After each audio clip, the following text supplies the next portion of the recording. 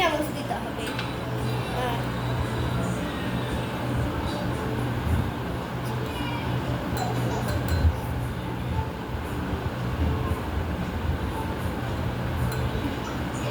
চিনি দেওয়া শেষ। এখন দিব ফুল লেবুর, এখানে লেবুর রস।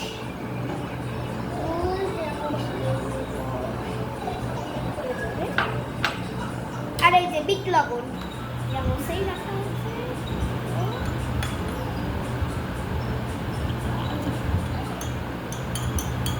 গুলোতে হবে, এগুলো গুলিয়ে ফেলেছি। লেবুর শরবত, এই গরমের ভিতরে আপনারা এই লেবু শরবতটা বানিয়ে খেতে পারবেন।